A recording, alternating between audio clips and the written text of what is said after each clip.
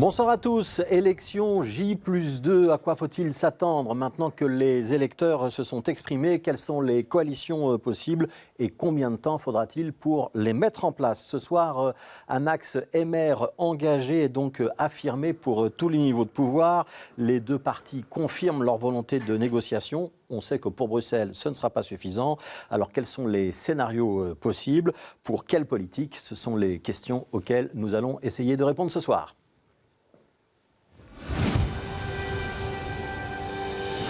Voilà, et pour nous éclairer, j'accueille deux confrères, deux journalistes politiques. Bonjour Alexandre Nopp. Bonjour. Vous êtes journaliste politique pour le quotidien Le Soir. Et bonjour Adrien de Marneffe. Bonjour Fabrice. Vous exercez la même fonction, mais pour le quotidien La Libre Belgique. Merci à tous les deux d'accepter de croiser votre point de vue pour nous. Pour lancer cette émission, une déclaration de Georges-Louis Boucher pour commencer. C'est le président du mouvement réformateur. Et depuis dimanche soir, celui-ci ne cache pas son désir de donner un coup de barre à droite et de négocier en direct avec les engagés. Il l'a déjà dit à de nombreuses reprises, depuis 48 heures. Il le disait notamment hier midi, c'était lors du bureau du mouvement réformateur, et il répondait aux questions de Thomas Dufrane. On a un mandat qui est assez clair pour pouvoir faire des réformes, changer les choses. Donc je crois qu'en politique, c'est quand même l'élément le plus important. On se concentre d'abord à faire l'analyse des résultats. Je pense qu'il y a un partenaire qui semble émerger en Wallonie, en Fédération Wallonie-Bruxelles, avec lequel on va vouloir travailler assez largement. Les engagés. Exactement, les engagés apparaissent, mais je prendrai bien évidemment un contact avec chacun de mes collègues, au minimum en guise de courtoisie, et avec le Parti socialiste, pour voir un petit peu les réalités mathématiques et voir ce qui est faisable et ce qui ne l'est pas à Bruxelles. Voilà, MR engagé, c'était dans l'air depuis les résultats de dimanche. Alexandre Nopp, c'est donc pas une surprise, on devait s'attendre au lancement de cette coalition à tous les niveaux de pouvoir, où ce sera possible en tout cas? Oui, on devait s'y attendre. D'ailleurs, pendant la campagne, déjà, Georges-Louis Boucher avait lancé des appels de phare vers les engagés. On n'est pas surpris. Et quand on a analysé le programme des engagés par rapport à celui du CDH avant, on a vu qu'il penchait plus au centre droit que ce qu'on a pu connaître avec le CDH auparavant. Ça veut dire qu'il y a une droitisation du CDH vers les engagés? Oui, qui a été objectivée à l'analyse des programmes. Donc, ce n'est pas étonnant de les voir s'entendre pour une coalition. Ouais. Est-ce que ce sera malgré tout facile pour eux de cohabiter ensemble, ou est-ce qu'il y a encore des points de friction que vous pouvez identifier? C'est jamais facile. Mes collègues parlaient tout à l'heure à la rédaction de la question des consignes sur les canettes. Là, on parle d'un dossier wallon par excellence, et où les deux partis ont vraiment des visions opposées. Donc il y a évidemment des dossiers sur lesquels les visions ne sont pas les mêmes.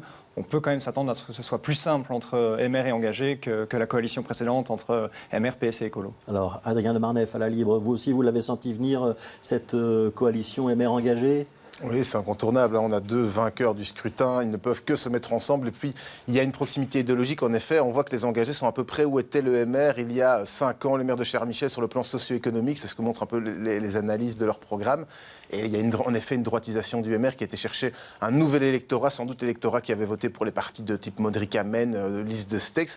Mais sur le fond, objectivement, il y a beaucoup de convergence. Il y aura peut-être quelques difficultés, notamment sur le fait que les engagés incarnent une ligne un peu plus verte, et ils ont à cœur de mettre ça en avant parce qu'ils veulent essayer, je pense, de remplacer, entre guillemets, les écolos, au niveau électoral en tout cas, sur ce point-là. Et donc pour le MR, ça risque d'être plus compliqué. Ouais, c'est quand même un nouveau positionnement pour les engagés. Si on se réfère au CDH des années 1000, c'était un parti qui était plus centriste, qui regardait plus souvent vers sa gauche que vers sa droite. Là, il y a eu un changement de doctrine. Il va mettre à l'actif de Maxime Prévost, personnellement? Clairement, on parlait souvent au MR des engagés, du CDR qui était scotché au PS. Aujourd'hui, va-t-on dire qu'ils sont scotchés au MR? En tout cas, clairement, ils ont fait le choix du centre droit. Et électoralement, ça a été payant, ça on ne peut pas en discuter. Ouais, il va quand même y avoir des difficultés. Vous avez cité les consignes sur les canettes. On peut parler, si on parle du niveau fédéral, par exemple de l'architecture de l'État fédéral, ou par exemple des économies à faire ou à ne pas faire dans les soins de santé. Ça va être quand même un point de crispation. Oui, évidemment, on ne peut pas dire qu'ils sont d'accord sur tout, MR et engagés. En même temps, ce n'est pas le but que des partis politiques soient d'accord sur tout avant de faire un accord de gouvernement. Et effectivement, la santé, ça risque d'être l'une des pierres d'achoppement sur la norme de croissance des soins de santé. MR et engagés aujourd'hui ne disent pas du tout la même chose. Donc là, il va falloir rapprocher les points de vue. C'est possible parce qu'il y en a un des deux qui doit céder, ou alors quand on négocie, on trouve une manière d'habiller les accords qui fait que tout le monde peut mettre en avant quelque chose. Là, par exemple, sur la santé, on parle du niveau fédéral. Ils devront se mettre d'accord, mais d'ailleurs de Vorreut à la NVA. Et là aussi, on a des choses très différentes si la coalition que l'on entend actuellement vient à se confirmer. Ouais, donc si on schématise, Vorreut, les socialistes flamands et les engagés demandent un refinancement des fins de santé, les autres demandent qu'on fasse plutôt des économies ou en tout cas que la norme de croissance n'explose pas. J'ai bien résumé. C'est exactement ça. Ça va être facile d'amener Vorreut dans cette coalition, parce qu'on parle donc de NVA, CDNV côté flamand. On transposerait cette coalition au fédéral. Vorreut, ça risque d'être le parti un petit peu isolé dans cette coalition. Théoriquement, les socialistes sont un peu plus à gauche que les autres ou pas trop? Oui, c'est-à-dire que le Vorreut est plus à droite, en tout cas moins à gauche que le PS francophone, ça c'est évident. Conor Rousseau s'entend assez bien avec Bart De Wever et il y a des points de convergence sur plusieurs sujets. Ceci dit, pour Conor Rousseau, je crois que c'est l'occasion d'incarner une ligne de gauche dans un gouvernement qui va pencher à droite et d'incarner quelque chose de différent. Donc je crois que c'est intéressant aussi pour lui d'aller dans ce gouvernement parce qu'il pourra se positionner vraiment très clairement sur plein de dossiers comme notamment la santé. Ouais, Conor Rousseau, il montera dans le gouvernement fédéral parce qu'il y a quand même une autre présidente de parti en théorie. Il y a Mélissa de Pratera, bien sûr, qui a remplacé Conor Rousseau après les polémiques qu'on a connues à l'automne. Il est vrai qu'il devrait y avoir une nouvelle élection à la présidence du parti, donc on verra qui en émergera. Conor Rousseau, pour le moment, en tout cas, il est député flamand et l'avenir des coalitions nous le dira s'il devient ministre. Qui vous voyez comme ministre-président wallon, comme ministre-président de la Fédération Wallonie-Bruxelles et comme Premier ministre du gouvernement fédéral? Je laisse Bruxelles de côté parce qu'on va en reparler dans un instant. Allez, on commence par vous, Alexandre Nopp, si on doit faire un petit casting. Alors, si on doit faire un casting, le ministre-président wallon autoproclamé ou quasiment avoué, c'est Georges-Louis Boucher lui-même qui envisage la fonction. On dit qu'il hésite avec la présidence du MR et je pense qu'il n'y a que lui qui décidera entre les deux. Premier ministre du gouvernement fédéral. Là, par contre, c'est peut-être un petit peu plus difficile à dire aujourd'hui. Il faudra voir si les partis francophones sont prêts à entendre la possibilité d'un Premier ministre NVA. C'est pas gagné, on l'a entendu hier. Ça, c'est pour les engagés que ça risque d'être difficile? Oui, c'est lui qui l'a dit hier. Maxime Prévost a dit, Bart De Wever, est-ce que c'est la meilleure personne pour rassembler les Belges? J'en suis pas convaincu, j'ai mes limites. Donc c'est pas évident de le dire aujourd'hui qui sera Premier ministre. Oui, même question pour vous, Adrien de Marneffe. Pour le fédéral, Boucher en Wallonie, De Wever en pole position pour le fédéral? En tout cas, selon mes infos, Boucher a très envie d'être ministre-président wallon. C'est vraiment quelque chose qu'il souhaite ardemment. La question, c'est comment garder le contrôle du parti tout en étant ministre-président wallon. Il faudra trouver une sorte d'Olivier Chastel à mettre à sa place. Qui pourrait avoir ce rôle-là, c'est pas si évident à trouver. Surtout que c'est un parti. Vous ne croyez compliqué. pas au retour de Sophie Wilmès ou de Charles Michel, avenue de Tazandor, au siège du mouvement réformateur? Alors, Sophie Wilmès, je ne crois pas qu'elle ait envie. Et Charles Michel, je pense que malheureusement, sa carrière politique, je ne dis pas qu'elle est terminée, mais son moment est passé. Ouais, donc Georges-Louis Boucher est vraiment aujourd'hui, plus que jamais, l'homme fort du mouvement réformateur. Il n'y a pas de contestation interne. Absolument. Après une telle victoire, c'est compliqué de contester. S'il avait perdu les élections, on n'aurait peut-être pas le même discours, mais vu le résultat, la contestation n'existe plus. Alors, je vous propose, puisqu'on est quand même sur BX5, qu'on s'intéresse un petit peu plus en détail à ce qui va se passer pour la région bruxelloise. Là, les comptes ne sont pas tout à fait bons pour cette alliance entre le mouvement réformateur et les engagés, puisqu'ensemble, ils totalisent 27 sièges au Parlement régional. Il en faudrait 37 sur 72 pour avoir la majorité dans le collège francophone. Il faut donc impérativement un troisième partenaire. Et là, tous les regards se tournent vers le Parti socialiste. Le problème, c'est que le président du PS, Paul Magnette, a dit hier que son parti optait pour l'opposition à tous les niveaux de pouvoir et que, a priori, cela concernait aussi la région bruxelloise. A priori, deux petits mots importants qui laissent quand même une toute petite ouverture. On va écouter ce qu'en disait Karine Lallieu du Parti socialiste ce matin sur notre antenne. Nous sommes aussi très proches des Bruxellois. On ne va pas pouvoir non plus, on ne veut pas non plus se vendre pour n'importe quoi, mais on ne veut pas non plus faire en sorte que Bruxelles soit ingouvernable. Donc demain. vous ne jouerez pas le blocage? Nous ne jouerons pas le blocage, mais nous verrons ce que le MR veut faire. C'est lui qui a la main. C'est uniquement lui qui a la main et nous respectons les règles. Les règles, c'est que c'est toujours le premier parti qui travaille, qui invite. Ouais. Nous respecterons ces règles, mais nous ne nous vendrons pas à bon prix. Et nous n'allons pas vendre notre projet ou aller à tout prix dans un gouvernement qui serait un gouvernement d'austérité, un gouvernement antisocial, un gouvernement qui veut faire des coupes sombres dans des politiques sociales à Bruxelles ou ailleurs. Ça, c'est évidemment hors de question. Alors, Adrien de Marneffe, c'est une clarification de Karine Lallieu qui intervient après une déclaration de Paul Magnette, une autre déclaration d'Ahmed Laouedj. Est-ce que la clarification est claire ou pas? Oui, là, elle est très claire. Je pense que Paul Magnette a parlé soit un peu vite, soit c'est une stratégie, mais ce qui est évident, c'est que Ahmed Laouedj a envie, je pense, de gouverner à Bruxelles, que le PS bruxellois n'a pas perdu les élections et entend bien gouverner cette région. Donc, Ils sont en train de faire monter les enchères. Ils n'iront pas pour rien au gouvernement. Mais il est évident, selon moi, qu'on se dirige vers un axe PSMR engagé. Oui, alors même question, Alexandre Renop, parce que vous êtes d'accord avec votre confrère de la Libre. Oui, je partage la même analyse, tout simplement parce qu'aussi la mathématique l'impose. C'est-à-dire, comme vous l'avez expliqué, qu'engagé et MR n'ont du niveau bruxellois pas la majorité, qu'on voit difficilement Défi ou les écologistes qui seuls ne peuvent pas faire ce que fait le PS, c'est-à-dire le troisième partenaire prendre un rôle. Donc ce sera le PS, c'est un petit peu la mathématique qui risque de l'obliger. Et on a bien vu dans les propos de Karine Lallieu ou d'Amel Lawège qui sont prêts à négocier. Oui, ça va être quoi la difficulté? Parce que là, on a quand même en Wallonie ou au fédéral un axe clairement à droite, facile entre guillemets à mettre en place, même s'il y a des petites difficultés, on l'a dit tout à l'heure. MR engagés, ils sont assez compatibles en termes de programme. MR engagé PS en termes de programme, même de programme régional bruxellois, c'est pas la même chose. Ça va être compliqué quand même ou pas? Ça va être très compliqué parce que tout simplement le MR et les engagés ont mené campagne à Bruxelles pour détricoter le bilan du gouvernement Verwoerd. Si le PS est membre de la même coalition, ils ne pourront pas appliquer ce programme tel quel. Donc il va y avoir forcément des questions sur lesquelles... Vous voyez quoi comme point d'achoppement? Alors, sur Good Move, là, tout le monde est plutôt relativement critique. En tout cas, le PS a fait sa mue pendant la campagne électorale. Mais c'est quoi? Ça va être le budget, ça va être les logements, ça va être les affaires sociales? Exactement. Karine Lallieu disait on ne veut pas d'un gouvernement antisocial et d'austérité. Les engagés et le MR ont dit il faut ramener de la rigueur budgétaire à Bruxelles. Donc concrètement, ils disent l'inverse. Ça va poser problème, cette question du budget. Et il y a plein d'autres questions sur lesquelles PSMR ne disent pas la même chose. Ouais, les points d'achoppement que vous pouvez voir, Adrien de Marneffe, là où ça va être compliqué pour le PS de faire un pas vers le MR et inversement, ou les engagés? Il y aura le logement. Je pense que le PS a besoin d'avoir des trophées pour justifier son entrée dans le gouvernement. Il y aura le conventionnement des loyers qui sera réclamé et la friche Josaphat. Le début de la construction de logements à la friche Josaphat, pour le PS, ce serait par exemple un beau trophée pour rentrer dans ce gouvernement. Ouais, donc il va falloir qu'il y ait des gestes symboliques. Oui, plus que symboliques. Ça va prendre du temps. Est-ce qu'on peut envisager que les négociations démarrent rapidement à Bruxelles? On le voit qu'en Wallonie, ça va être visiblement relativement rapide. À Bruxelles, il faut... pas aller aussi vite, ou on peut aller aussi vite? Je pense que le PS va un petit peu laisser mariner la situation. Ils ont intérêt à faire monter un peu les enchères, c'est logique. Mais je ne suis pas tellement inquiet pour la durée des négociations. Je suis davantage inquiet pour le côté néerlandophone, on en reparlera peut-être après.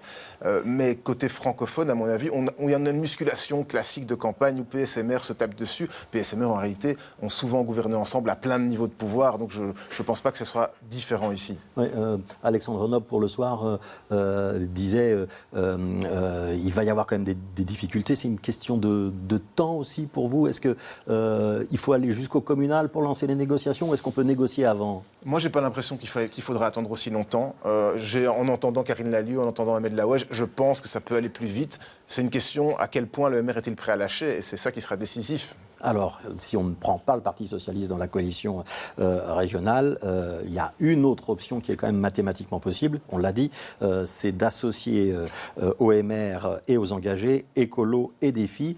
Ça ne semble pas être l'option que retient un des hommes forts de Défi, Bernard Clairfailly. Pour l'instant, c'est lui qui a emmené la liste de Défi au niveau régional. On l'écoute. Nous sommes 2 jours après les élections, certains sont encore un peu groggy et sonnés. Les déclarations sont faites par les uns et les autres pour faire monter les enchères. On sait qu'il y a des jeux de négociation, des coups de téléphone dans tous les sens. Ne rentrons pas dans ce jeu-là. Les électeurs, le soir des élections, ont donné les cartes aux partis politiques. Chacun a un jeu. Certains ont des atouts ou une grande main. Ils vont jouer les premiers et puis on verra bien. Le score ne nous invite pas à jouer un grand rôle dans le gouvernement bruxellois. Soyons clairs, c'est un euphémisme. Donc on peut... défendre nos idées, défendre nos projets, défendre nos électeurs. On a encore des électeurs parce qu'on a perdu quelques-uns, qu'on n'a plus d'électeurs, qu'on n'a plus de projets, qu'on n'a plus d'idées, qu'on n'a plus de soutien pour les idées que nous défendions. On peut défendre ces idées depuis l'opposition et depuis l'opposition orienter la manière dont Bruxelles est gérée en étant attentif aux dérives, aux insuffisances. Influé depuis l'opposition. Est-ce qu'on est sûr que tout Défi est derrière la position de Bernard Clairfailly? Parce qu'on a vu que le parti était quand même divisé. Est-ce que ça pourrait être une nouvelle pomme de discorde, la stratégie à adopter dans ces négociations, Alexandre Renop? Défi est toujours un parti compliqué à analyser. Il y a toujours différents points de vue à l'intérieur du parti. Là, par contre, je pense que le résultat des élections est assez clair. Et surtout, beaucoup de communes Défi sont en danger pour les futures élections communales d'octobre. Peut-être qu'aller dans l'opposition, prendre le temps de refaire une ligne claire et se ressourcer dans l'opposition, comme on a l'habitude de le dire, pourrait être adopté par tout le parti des filles. Alors il y a encore une autre option possible dont je voudrais qu'on parle un instant, c'est l'idée de la grande coalition de gauche où le PS s'associerait au PTB à Écolo. Mathématiquement, ça aussi, c'est possible pour gouverner la région bruxelloise. Vous y croyez, vous n'y croyez pas du tout? Alors, personnellement, je n'y crois pas. Ça n'empêche pas, ceci dit, le PS, par exemple, dans le cadre de ces négociations avec le MR et les engagés, d'utiliser ce scénario comme menace pour obtenir des trophées et pour dire on veut bien monter, mais sachez que sinon, on a une option à gauche. Donc, c'est un élément intéressant. Mais je ne le vois pas advenir. Ouais, c'est du bluff ou un moyen de pression.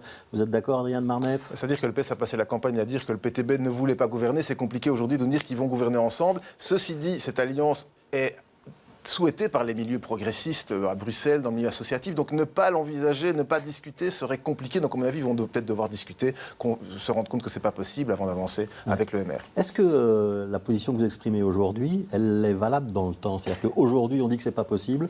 Est-ce que si dans 2 mois, 3 mois, un peu plus, on est toujours dans une situation de blocage, ce qui nous paraît impossible aujourd'hui deviendra possible? Adrien de Marneffe. C'est-à-dire que le PTB, dans une majorité, je ne suis pas sûr qu'ils y aient grand intérêt. Mais on ne peut jamais rien exclure en politique. Hein. Franchement, je n'irai pas jusque-là, mais je serais quand même prêt à parier cher là-dessus. Ouais, est-ce qu'il y a une question de gestion du calendrier ou de gestion du temps de jeu pour les partis politiques qui entrent en ligne de compte dans tout ce qu'on est en train de dire? Oui, bien sûr, et à Bruxelles, plus que n'importe où, on regarde déjà les élections locales, c'est certain. Important aussi, ce sera de voir qui va remplacer Jean-Marc Nollet et Raja Mawan chez Écolo. Qu'est-ce que c'est ce nouveau duo de président voudrait imprimer comme marque, ça peut aussi avoir un impact. Alors, un mot sur le collège néerlandophone à Bruxelles, parce que là aussi, il faudra une majorité. Hein, c'est l'institution bruxelloise qui veut ça, une majorité chez les francophones, une majorité chez les néerlandophones, et après, on réunit tout le monde. Néerlandophone, c'est donc Elke van den Brand pour Groen qui a la main. Elle va avoir du mal à trouver 3, 4 partenaires, 2 partenaires, comment elle va faire? C'est un vrai casse-tête, hein, donc je pense qu'ils se voient demain et qu'ils vont discuter. Bon, la question c'est...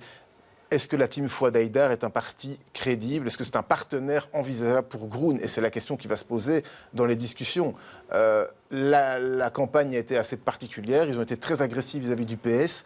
Il y a eu des dérapages, il y a une plainte pour antisémitisme contre Fouad Haïdar. Est-ce que si cette plainte s'avère fondée pendant qu'il est dans un gouvernement, ça ne risque pas de poser problème? Donc je pense qu'ils doivent réfléchir à tout ça en ce moment.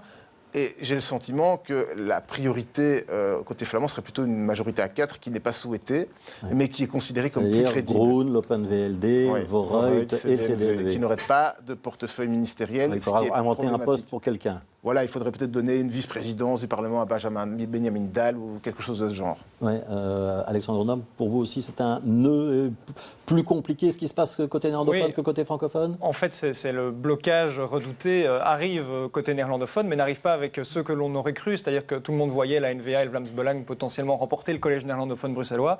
C'est Fouad Haïdar qui crée cette surprise à Bruxelles, qui donc, avec ses 3 sièges, devient un vrai partenaire dont Groen sera obligé de discuter avec. Et cette négociation pour une majorité dans le collège néerlandophone, elle ne va pas être évidente. Non. Allez, je vous pose une question un petit peu piège et puis on garde ça dans nos archives. On a un gouvernement bruxellois. Pour quelle date, Alexandre Knoop? Moi, je ne vais pas être aussi optimiste que ceux qui disent qu'on atterrit avant les communales, donc je dirais après les communales. Ouais. Et Adrien de Marneffe? Je vais dire avant. Un peu avant les communales? Un peu avant les communales. En septembre? En octobre? On va dire début septembre. Alors, je voudrais quand même qu'on évoque encore rapidement 2 autres thèmes. Les présidents de partis où il y a du mouvement. Hein. Donc, on a vu François De Smet qui a remis son mandat, Raja Mawan et Jean-Marc Nollet également. C'était inévitable. Est-ce que ça va être l'occasion de voir de nouvelles têtes apparaître? Ou est-ce qu'on va voir des hommes ou des femmes politiques déjà bien installés prendre en main la destinée de ces partis? Ou est-ce que c'est l'occasion d'une nouvelle génération? Chez Défi, en tout cas, il y a un profil qui se distingue déjà, c'est celui de Sophie Rohony, parce qu'elle saurait faire la synthèse entre le camp François De Smet, le camp Olivier Minguin. Elle connaît très bien les 2 hommes, elle a travaillé avec les 2 hommes, et vu qu'elle pourrait incarner ce renouveau, elle est jeune, elle a été députée fédérale, elle n'est pas réélue, donc en plus elle a un poste qui n'est plus le sien aujourd'hui. C'est un profil envisagé. De là à dire que c'est une nouvelle tête en politique, Sophie Rohony, je ne pense pas. Ouais, il faut renouveler les cadres quand on est dans les situations, on a perdu des élections. Adrien de Marneffe? Je pense que Bernard Clairfayt, tête de liste, c'était peut-être pas forcément le bon choix, parce qu'il était en plus candidat à Schaerbeek. Donc oui, renouveler les cadres, c'est clair. Mais Sophie Reyoni sera en effet sans doute une bonne candidate. Mais je pense que si Olivier Minguin a fait tout ce qu'il a fait en interne au parti, ce n'est pas pour rien. Et je pense que Fabre Minguin pourrait peut-être avoir une petite candidature qui arrive bientôt. Voilà, donc là, ça sera peut-être un match et un débat à suivre. Vous pensez que ce débat, on le tranche avant les communales ou il faut le reporter après? Pour des filles? Oui, pour des filles. Idéalement pour eux, il faudrait le faire avant. Il faudrait le faire avant. Vous êtes d'accord avec ça? On ne peut pas aller au communal en ordre dispersé comme ça, ce serait une catastrophe pour eux. Alors, même question pour Écolo. Est-ce qu'on remplace Raja Mawan et Jean-Marc Nollet tout de suite ou on se laisse le temps de la réflexion? Alexandre Nopp. Je pense que pour tous les partis où il y a eu des démissions ici, les jours qui ont suivi les élections, il faut le faire avant les communales, sinon ils vont arriver en ordre dispersé. Alors, il y a toujours un Bruxellois ou une Bruxelloise dans la coprésidence Écolo. Vous voyez qui? Adrienne Marneffe? On a fait l'exercice, mais j'imaginais Marie Lecoq, par exemple, côté bruxellois, et en Wallonie, pourquoi pas Samuel Kogolati. Mais c'est juste, voilà, au doigt mouillé. Hein. Oui, et on est souvent démenti quand on se lance dans ce genre de Donc je pronostic. m'apprête à être démenti aussi. mais il paraît que Calvin Soares et Sarah Schlitz seraient un autre duo. Donc dans ce cas-ci, un homme à Bruxelles, une femme en Wallonie. Mais pareil, c'est des... Alors, une toute dernière question. On vote en octobre, on revote en octobre pour les communales. C'est quelque chose qui peut perturber les négociations en cours, notamment à Bruxelles? Oui, absolument. Tout le monde a l'idée de ne pas avoir l'air affaibli face à l'électeur au moment des élections communales. Donc bien sûr, ça joue. Et c'est peut-être pour ça d'ailleurs que tout le monde veut aller aussi vite. C'est pour montrer un visage qui a avancé pour les élections communales. On est plus fort si on se présente aux élections communales en disant « j'ai réussi à boucler un accord ». On est plus fort en tout cas que si on entretient le chaos et la négociation qui dure, oui. Ouais, même avis pour vous, Adrienne Marneffe? Oui, je pense qu'il faut être il faut pas arriver en ordre dispersé, il faut une dynamique de campagne et on ne peut pas arriver comme ça aux élections. Donc ça plaide quand même pour des conclusions d'accord assez rapides.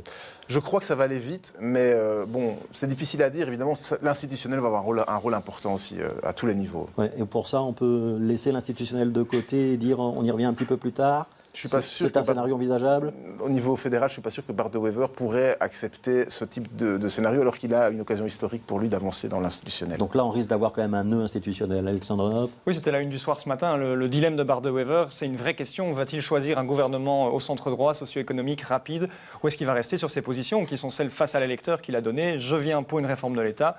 Il doit faire un choix et la plupart des électeurs flamands, en fait, attendent qu'il fasse le choix du socio-économique, mais son parti attend qu'il fasse le choix de l'institutionnel. Merci beaucoup à tous les deux. Merci pour vos éclairages. Alexandre Nopp pour Le Soir, Adrien de Marneffe pour La Libre Belgique. Et on lira évidemment avec beaucoup d'attention tout ce que vous allez écrire dans les prochaines semaines. Je pense que les journalistes politiques vont avoir un petit peu de travail pour les semaines ou les mois qui viennent. Demain, on continuera de parler de politique dans Plus d'Actu. On évoquera la situation politique en France et on parlera également de la progression de l'extrême droite dans toute l'Europe. Ce sera avec Benjamin Billard, politologue au CRISP, et Jean Quatremer, qui est le correspondant du journal Libération ici à Bruxelles. Et puis demain matin, dans notre matinale Bonjour Bruxelles, on recevra notamment Éléonore Simonet et Yvan Verhofstadt. Merci de nous avoir suivis. Continuez à bien vous informer sur BX1 et à demain.